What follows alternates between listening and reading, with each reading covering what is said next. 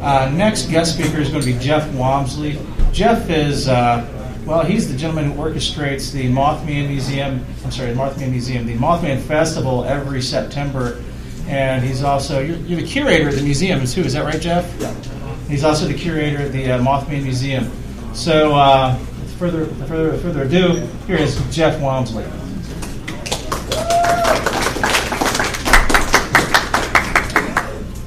Thank you, Jason. Glad to be here today. Come from Point Pleasant, West Virginia. Most people here, I think, have probably heard of Mothman by now, either whether it be the motion picture Mothman Prophecies, some of the documentaries, the Mothman Festival.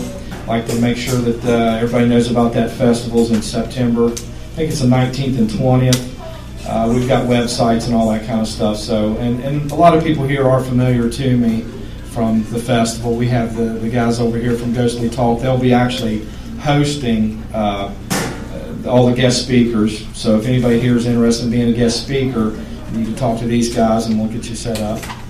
I've just got basically a PowerPoint presentation on some of the things about Mothman for those of you who are not real familiar with the Mothman legacy, legend, story, whatever you want to call it. I grew up in Point Pleasant.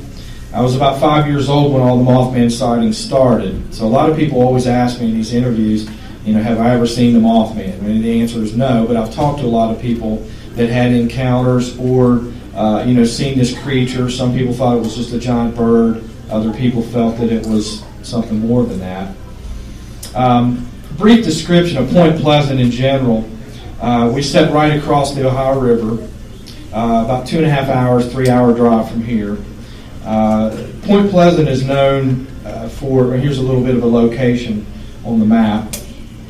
But Point Pleasant is known for its rich history in the Revolutionary War. The Twin Dewey Park, which sits downtown, is the site of the first battle of Point Pleasant, first battle of the Revolutionary War back in 1774. We have a lot of Indian history, and some people will talk about the Chief Cornstalk's curse here in a few minutes also. This is Twin Dewey Park. This is the battle monument. It sits right where the Ohio River meets the Kanawha River. It's a real nice park. There's a lot that Point Pleasant has to offer, so if you do come to Point Pleasant, visit the Twin Dewey Park. The River Museum sits right across the street. Mothman Museum down the street. So there's a lot to see and do if you do come to Point Pleasant. Getting back to Cornstalk's curse, Chief Cornstalk and his son both were murdered by white settlers during this time. And some people believe that some of Point Pleasant's history and bad luck, if you will, basically the Mothman sightings, the Silver Bridge collapse in '67, were all attributed to Cornstalk's curse. It is said that he cursed the town of Point Pleasant for 200 years because of this deal that had went bad on some land disputes and stuff. But him and his son both were murdered, and some people felt that some of the things that happened in Point Pleasant were due to this Cornstalk's curse. He is actually buried in the Twin Dewey Park, with the picture that I had just showed you just a few seconds ago there. Most people know Point Pleasant because of the Silver Bridge collapse. Okay, this happened in 1967. 46 people lost their lives. This was also depicted in the movie, although in the movie it took 15 minutes for the bridge to collapse. In real life, it took about 2 minutes for that whole bridge to collapse into the river. December 15th, 1967. And there again, that Chief Cornstalk's curse comes back into play. The bridge actually collapsed at the height of the Mothman sightings. And this would have been in '67. During World War II, you had what we call the TNT area. It still exists today. It is actually a bird sanctuary, a wildlife preserve now. But this is where most of the Mothman sightings or big bird sightings took place. During World War II, it was where they manufactured bombs and TNT, for the war effort. That's how it got its name. It was basically a city within itself, 24/7. You can go there today. We actually do some guided bus tours up there now, but you can go into some of the open bunkers, and you can see where all these Mothman sightings took place. It's about 6-7 miles outside of town. A lot of people believe that if this creature or bird avoided the city, it was on the outskirts of town. And if you go to the TNT area today, it's still basically the same it was back in the 60s or even earlier than that. This is an aerial shot of the TNT area. Some of the Mothman sightings took place in what they call the North Power Plant. It's a huge 3-story building. You had a South Power Plant and a North Power Plant. The long, straight stretched road all the way going through the middle from the top to the bottom is what they call Fairgrounds Road. And most of the kids in the 60s, when the Mothman sightings took place, this is where they would go to drag race. Actually, they still go up there today and drag race. And this is the early picture, probably early 70s, late 60s, of the North Power Plant. And this is where the first official sighting took place. These buildings were torn down in the early 90s due to liabilities to the state. A lot of people that I went to school with were hanging out on the top of these buildings, putting graffiti on the top and everything. A couple of them actually fell out. They survived, but they fell out. So the state came in and tore these buildings down. I wish today that these buildings were still there, because it would give you an idea of actually how big and gigantic the buildings were. But we'll get into the first sightings here in just a second, but just give you a quick background. This is a picture of one of the igloos or bunkers that are up in the TNT area. There's over 100 of these igloos strategically placed in the TNT area, because during World War II, everything was disguised from the air. If you would happen to fly over even today, you'd never know that you were where the igloos are. You can literally walk up and stand right outside of one of these igloos and not know you're standing beside of one. These were designed with about 4-foot thick concrete walls. They stored ammunitions in them. There's only about 3 or 4 of them that are open today. The rest of them were all leased by private individual companies. Nobody knows what they store in those. But I can vouch that the FBI was up there 2 years ago for about 2 weeks. Enough said on that. So we don't know what these other companies are storing inside them. Somebody tried to get into one, I think. Okay. These are some more stone structures that are up there. Most people in Point Pleasant call this Stonehenge. These are giant aqueducts that still stand today, that were built during World War II. You had a railway line that went underneath, and they would load chemicals and things like that into these. They're very eerie looking. It almost looks like something out of a World War II movie, because they left all these behind years later. And you can see the curved part at the top, and that's where the drums would set with the chemicals in them, and the train cars would go underneath and load. During the 60s, all this was non-existent. This is where the kids would go run around and drag race and everything else. But these are some of the initial sightings that took place. Long story short, I was 5 years old when all this started, but I grew up about 4 doors away from the 2 couples that were in the car the first night, the first official sightings in the Point Pleasant area. Now, a lot of people don't realize that there were a couple sightings before the Point Pleasant sightings, and one of those was in Salem, West Virginia, which sits about 2 hours south,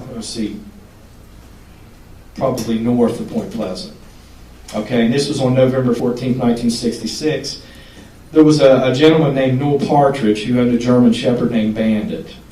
And what had happened was, him and his family were all sitting around watching TV one night about 11 o'clock. I had the chance to interview him about 5 years ago, and he does come to the festival from time to time. And he said the TV started winding up and making a real loud noise, and the screen basically exploded into the floor. There had been numerous UFO sightings, at that time. He ran outside to see if there was something outside, and he said he seen 2 mechanical red lights in the farm pasture, in the pasture past his house. His dog, which was a full-grown German Shepherd, bolted out the door, ran out into the field, and they never saw the dog again. And he said that was very strange, because it was a family dog. It would, back and forth. And then 2 nights later, actually 1 night later, you had the sighting started in Point Pleasant. What brings this into the whole Point Pleasant story is those 4 witnesses the first night in Point Pleasant claimed to have seen a dead German Shepherd laying beside the road as you come back into the city limits of Point Pleasant. Noel Partridge heard about this through the AP wire and called the authorities in Point Pleasant to see if that may have been his dog, because if this creature or bird that they were seeing was big enough, it could have picked up a full-grown dog. And as a matter of fact, during the Mothman sightings in Point Pleasant, they would not let the children out in the elementary schools for recess for a good while, because they didn't realize, if it was a bird or some sort of, some people described it as almost like a prehistoric bird, and it could have came down and picked up a kid and took off with him and stuff. But that's a picture of Noel. That was during the interview that I did with him. This is an actual press clipping from the account where his dog did disappear. That was in Doddridge County, and like I said, he described everything in detail. And after all this happened, he had several UFO accounts. All kinds of weird stuff was going on, with Noel after that. There's another. We have all these archives in the museum. We call it a research center too. You can sit down and look through all this stuff and make accounts. This right here is what most people know Point Pleasant for, that first initial sightings. This is a color photo that was taken back in '86, I think, of that North Power Plant. You can see all the graffiti at the top. Jimmy Fisher, I know all those people there. They shouldn't have been up there, but they did tell me how they did it. And they would go up on the top floor and hold their buddy by the ankles and hang them over the top and let them paint their names on the top there. And that immediately stopped after the state people came along and took care of that. There's not a lot of existing photos of the power plants anymore. And, we've got several of those. But you can see if you fall off the top floor there, it's a pretty good distance down right there. And here's some pictures that were taken from the inside. You have a lot of concrete catwalks and things like that, and that's where a lot of the machinery and stuff took place. You had two couples, Roger Scarberry and his wife Linda. Roger lived directly across the street from my family. Linda lived 4 doors down. I remember as a little kid, Roger always working on his car. That was the car they were in that night. It was a 57 Chevy Bel Air, and it was black and white. And I've got a picture of it on here too. But that was the infamous 57 Chevy that they were in that first night. This is the first official headline from the Point Pleasant Register the day after the sightings took place. And this is almost like a Holy Grail type clipping, because you just don't find these clippings laying around in attics or anything. This came from Linda Scarberry's collection that I acquired when I worked on the first book. And you can see the date, and the price was 5 cents for the paper. I think the paper now is 50 cents, and they just recently cut back circulation. They don't even print a paper on Mondays, so, thanks to the internet. But this is a valuable clipping right here.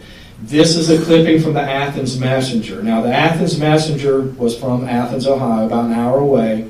The important thing about the Athens Messenger is there was a reporter that worked in the Point Pleasant office for the Athens Messenger named Mary Hire.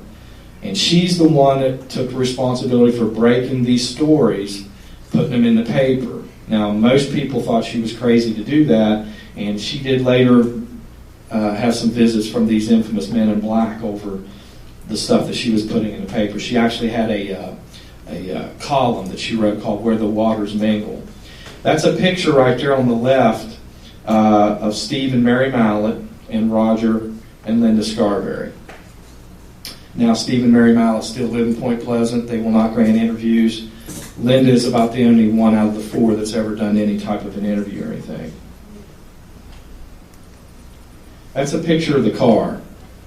And I don't know where that was taken. That came from Linda's collection as well. And it had the white and black interior in it. And there's another close-up picture. I like the Beetle boots there that Roger's got on. But it's weird because you look back at how long ago that was, and they have their high school jackets on, and they were graduated from high school and recently married. I think Linda said she was 19 or 20 years old at the time. She still lives in Point Pleasant.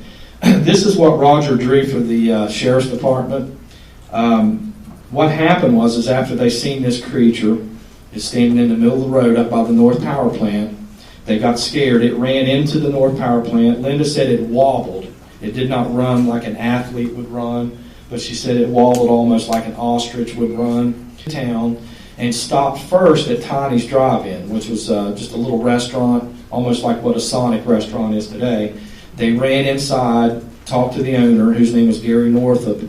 He saw how scared they were. They were kind of waiting to see if they needed to go to the police. He saw how upset they were. He encountered something that's really shook them up. What a lot of people don't know, too, is I had 2 nurses verify that Linda and Mary both were treated for shock that night at the hospital, Pleasant Valley Hospital. That was never put in public record or in the newspapers. That was all secondhand information that came to me after I started working on the first book. So I know that these people saw something that scared them bad enough to where they had to be sedated.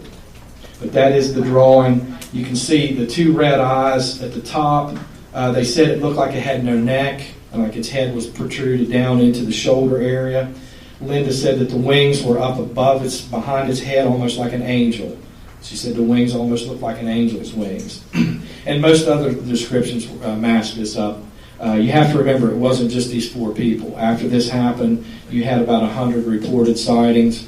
I feel that there was another 100 that never reported anything, just because they were afraid to go to the authorities and stuff. These right here are the actual police reports that we have in the museum. These are the handwritten documents. You may have seen these on, Sci-Fi Investigates, Paranormal State came in, and we have 3 of the 4 eyewitness handwritten depositions here, front and back. And these also came from Linda. And she said the sheriff's deputies immediately set them down in separate rooms before they could get a chance to get together and compare notes. And they said, we want you to write down exactly what you saw on your own. Nobody's going to, because they thought it was just some kids, coming up with some sort of a hoax or whatever. Okay, November 16th, 1966, Marcella Bennett. She probably, out of all the people I've ever talked to, came the closest to this creature. As a matter of fact, she passed away about 3 months ago. And but her interview was very riveting in the description that she had. Ironically, her maiden name is Wamsley, but it is no relation to my side of the family. What had happened was she and her husband had heard about this Mothman sighting up in the TNT area. Well, her sister lived in the TNT area in a little bungalow house near the igloos. So their immediate reaction was, let's go up and scare the kids, her nieces and nephews. We're just going to go up because obviously this is a big joke.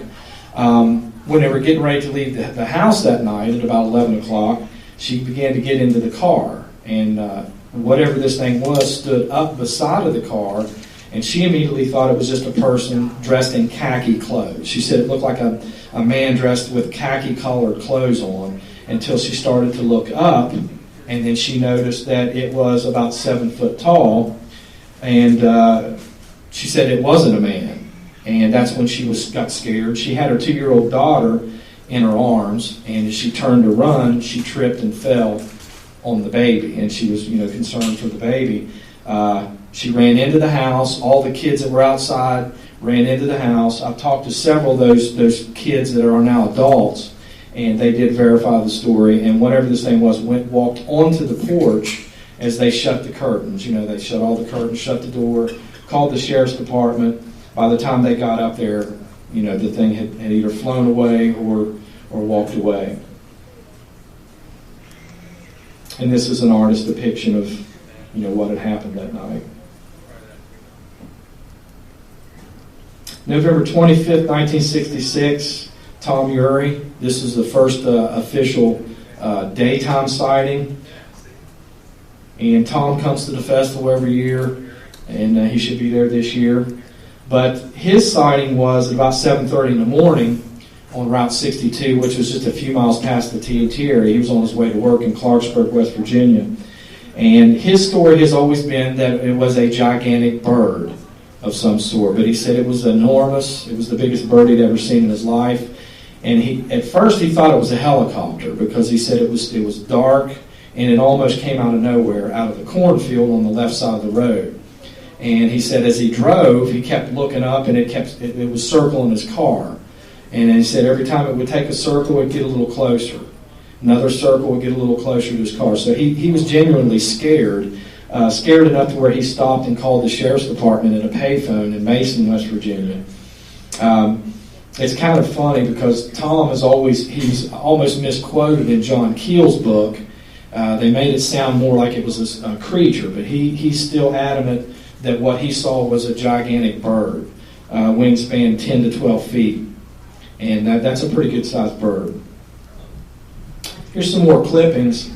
This actually came from the Stars and Stripes newspaper, which was the newspaper that was distributed to Vietnam soldiers. So this news spread really quick, even as far away as to the soldiers in Vietnam and stuff. So it was worldwide news. John Keel, who wrote the book Mothman Prophecies, picked up on all this stuff over the AP wire. He told me he was in Kentucky investigating a winged cat sighting, and then he chuckled about that. But he heard about this, and he quickly came to the Point Pleasant area to investigate. So these are just some of the sighting reports. And a lot of these people, it shows their ages in here now. These guys or girls or women are in their 50s and 60s now, and a lot of these people still live in the Point Pleasant area. Okay, this brings up the Athens Messenger bit with Mary Howard. She lived real close to my family. What's really strange about this whole thing is she died only 4 years after the Mothman sightings. She was the one who claimed that these men in black would come into her office and tell her not to put the stuff in the papers, that all she was doing was causing panic. Her husband died before she did. She was 54 when she passed away. No kids. She has 2 nieces that still live in the area. One of them was an actual Mothman witness. She won't talk about any of it. The other one is a prominent medical field person. I emailed her. I've known her for probably 35 years. And all I did in my emails asked her yes or no, did the men in black, did this really happen? And her email was yes, it did happen.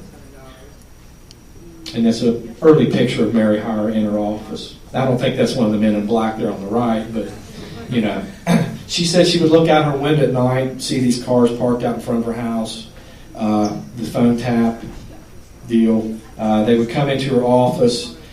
She said she noticed one thing about these men in black, actually 2 things. They were very pale in complexion, and number 2 is when she would talk to them, they would never blink their eyes. And she thought that was very strange. They would ask for people that she'd never heard of, make up names, pseudo names and things like that, pick up a pencil, look at it like they'd never seen a pencil before in their life. So she just thought it was very peculiar the way they acted. But they told her that she had no business putting any of this stuff in the newspapers or anything. This was her article that she wrote called Where the Waters Mingle. We have several of these in the museum. It was just a little weekly article she would write. It was a small town atmosphere. So-and-so had a birthday. So-and-so, got sent to Vietnam, things like that. And I always wished I could have had a chance to meet her. Tom Urey knew her very well because he delivered the Athens Messenger paper. She was the person that was in charge of the circulation and stuff. And he said she was a very honest person, and that that he didn't think that she would make any of this stuff up. A lot of UFO activity going on during the Mothman sighting. So a lot of people thought the UFO activity, the Mothman sightings, even the bridge collapse was all kind of related somehow.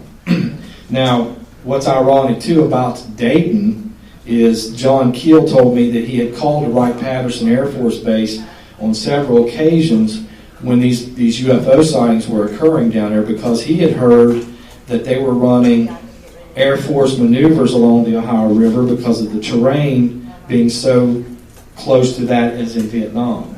If that was the case, they neglected to tell people that they were going to be running any of these type of maneuvers along the riverbanks along Point Pleasant there. But there was all kinds of UFO sightings at this time.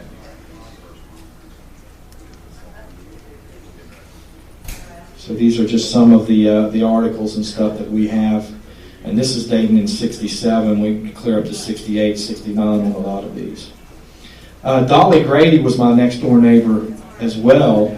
She still lives in Point Pleasant. She lived directly beside Linda Scarberry's family. And she said they would have roundtable discussions. John Keel, Mary Hire, all these witnesses from Mothman would come together and just sit down and hash things out and talk about it. She would kind of be like a fly on the wall and go over and listen to what all they were saying. But she watched the silver object fly right over top of her house in broad daylight, just like there wasn't anything to it. You know, she said it just whizzed right over top of the house, and said that, watched it for about 10 minutes. So this was all going on right around where I was living. My mother still lives there. Okay. John Keel comes into the story. I get a lot of people ask me about John Keel, updates on him. I got an email last week from his caretaker. He's about 81, 82 years old now, and he is in a nursing home in New York City. But he did help me some with my books and research, and I have a lot of respect for him. He has a very dry sense of humor. But to this day, he told me that there was some strange things going on in the Point Pleasant area. Obviously, that's an early photo of John Keel. This is the little, just a small press blurb that was in the paper announcing the arrival of John Keel coming to Point Pleasant. That people just knew him as a writer. They didn't realize that he was going to put a book out that would change the state of Point Pleasant. This right here was from a private letter that he sent to Linda Scarberry and her family, talking about some of these men in black and some of the strange things that were going on. He told me that he had cameras come up missing, he had film come up missing, his phone lines were tapped in New York at his apartment. Very paranoid about the whole thing. But I have a lot of his letters and stuff that he would send back and forth to these witnesses. Back then you just didn't have the fax machines or the email or anything, so we have the actual letters that went back and forth. But he talks about a lot of weird things going on, and some of the men in black. Talked about Air Force uniforms. These people would come dressed up in Air Force attire, but he said a lot of times they would have the patches and the medals would be wrong, and he could almost tell that they were just people dressed up, posing as military people. What's his name from Salem? Noel Partridge told me the same thing. He said the day after he reported his sighting, a couple military people came to talk to him, and he said he knew right off that they weren't military, just the way they were dressed and stuff. What did they see?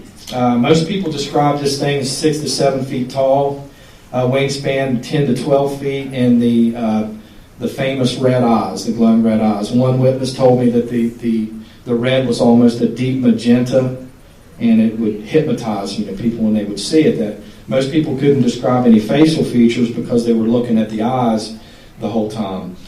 They did chase Linda and the other three in the car the night going back into Point Pleasant. They were doing, she said, up to about 90 miles an hour, and it just glided over the car. It did not try to keep up. It wasn't struggling to keep up. And the most chilling thing that she ever told me in the interviews that I had done with Linda was she said the wingspan was so large on this thing that as it was flying over their car, that she said every now and then it would just flap its wings just every so often. It wasn't trying to keep up. But she said the wingspan was so big as when it flapped its wings, the tips of the wings hit the bottom of the car doors on the car and scratched the paint. And she said when they got back, Roger was mad because he just had the car painted. And she said there were scuff marks on the side of the doors where those wings had come down and hit the side of the car doors and stuff. And some people didn't see, like I said, any facial features, large wings. Some said feathers. Other people said it was almost like just a dark, grayish-looking collared creature. This is probably the one that I would feel is the closest to the descriptions and stuff. A lot of little kids and stuff that come into the museum almost look at Mothman as almost a Spider-Man, Batman type creature and stuff. So, you have different representations of what this thing was. Now, some people came from West Virginia University, had a professor came in who said it was nothing but a sandhill crane. Most of the original witnesses that I talked to were insulted, by that. They said it was not a bird that they had encountered. And there's the prominent red eyes. Searching for an explanation. This picture was taken during the press conference at the Mason County Sheriff's Department. They had this press conference. That's when it kind of broke worldwide. That's a very rare photo right there, too. Some of those guys were put on regular routine patrols up in the TNT area. The guy holding the phone actually quit over the whole incident. He put his badge down and said, "I'm not going back up there," and he resigned from that position. But this was one of the theories right here of what people were seeing was a sandhill crane. There again, that's a debatable issue right there. And it says maybe a huge crane. Some people thought it was an owl, a large barn owl of some sort. And speaking of owls, they actually killed a white snow owl during that week of the sightings. We used to have it on display at the Mothman Museum. I loaned it to the River Museum, and they won't give it back. So you have to go to the River Museum to see it. That's a picture of it right there. And the guy that shot it was immediately fined. The game warden was hanging around after he shot it and gave him a ticket for that and everything. Here's some more UFO sighting information. Lots of UFOs and strange lights in the sky. John Keel said it got to so much commonplace that he would take a flashlight, flash it up at the lights, and it would flash back. So, it was just a common thing to see these UFOs. The Silver Bridge tragedy happened on December 15, 1967, right at the height of rush hour in the Christmas season. Just about everybody in Point Pleasant was affected by this, and still today, there's a lot of people that have deep ties to the bridge collapse. Carolyn Harris, who I put the festival on with, has the little diner on Main Street. Her husband and her son both were on that bridge when it collapsed. So it's real easy to find somebody in Point Pleasant that had something to do, with that tragedy. But one of the eye bolts snapped on the Ohio side. If you can imagine a bicycle chain with the cogs going through the chain, one of those cogs snapped or sheared after about 40 years of decay, and when that happened, the whole bridge tumbled into the river. 46 people were killed. Some people felt that this Men in Black, Mothman stuff was all related to the Silver Bridge tragedy. And, of course, like I said, it was depicted in the movie as well. But there's several good documentaries on the bridge disaster that gives you a little bit of history about what actually happened. That prompted the government to go through. There was another bridge exactly like the Silver Bridge in St. Mary's, West Virginia. They immediately shut that bridge down and dismantled that bridge because it was the exact same design as the Silver Bridge. And that's a real eerie picture. That was the ramp on the West Virginia side, and they left that ramp there for at least 10 years. I remember in about the mid-'70s is when they took that bridge down. Right now, there's a memorial that sits there with bricks with all the people who died on it and things like that. So, but that picture for me kind of sums up the whole disaster. And this came out of Popular Mechanics magazine. They actually had a section on there about what happened with the bridge collapse. Point Pleasant today. This is just a picture of where the North Power Plant used to stand. It's public property. You can go up there unless you see the fences here, but that's where it all started. You had some sightings inside of the Point Pleasant area and also across the river into Gallipolis and the Cheshire area. And a lot of people ask me about when was the last sighting. I get emails constantly, literally from all over the world, Serbia, Croatia, Mexico, of creatures or birds that are described almost the same as what people were seeing in Point Pleasant. Now, if it's related, I don't know how we can verify that, but the descriptions are very, very similar. This is where the bridge stood. That's where the memorial is now, and that's right in downtown Point Pleasant. Main Street has never changed. I've got an old home movie footage that my cousin took driving across the Silver Bridge, took a right and come down Main Street, and it still looks the same today as it did back in 45 years ago. This is where we have the festival, right here on Main Street. For those of you who have been to the festival before, the Main Street will be blocked off this year. so nobody will be run over by a vehicle from, we almost had that happen last year. So we will have Main Street blocked off. Okay, and that's a picture of Carolyn Harris there. She has Harris Steakhouse, and if you've been into her diner, it's like walking back into 1966 all over again. But she is the person that I help, and we put the festival on together, and she's been there. She just had her 40th anniversary just a few weeks ago there for the restaurant. These are the two books. I did the first one in 2001. I co-authored that with Donnie Surgeon Jr. He also grew up in Point Pleasant, a little bit younger than me, but we worked together on that book. And then in 2005, I did the Mothman Behind the Red Eyes. First book has a lot of archives, press clippings, newspaper reports, rare stuff like that. The second book has more interviews in it. It's very tough to get these people to talk about, what they encountered. I'm still trying to get to Roger Scarberry, but it's not working out too well.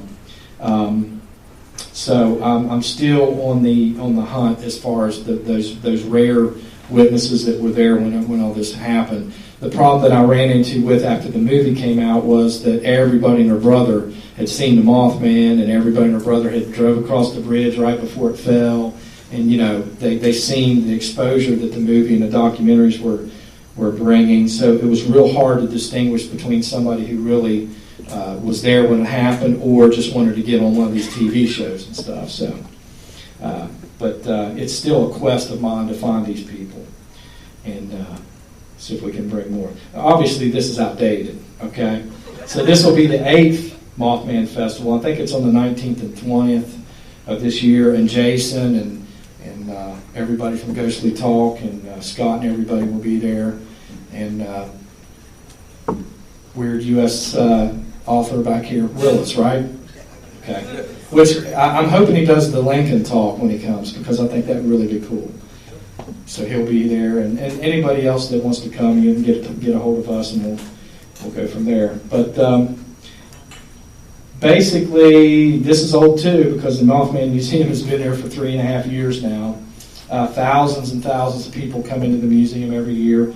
We're working on some new props and some new displays to bring in. So we actually had one of the maps, the Haunted Ohio maps in there right as you come through the door, so everybody gets to see that. But I invite everybody to come to the festival, and this pretty much sums it up for me. Didn't have anything on Lincoln or Kennedy, but we got the Mothman stuff. So if you have any questions, I'll hang around for a little bit, and hope to see everybody in Point Pleasant, either at the museum or the festival. Okay.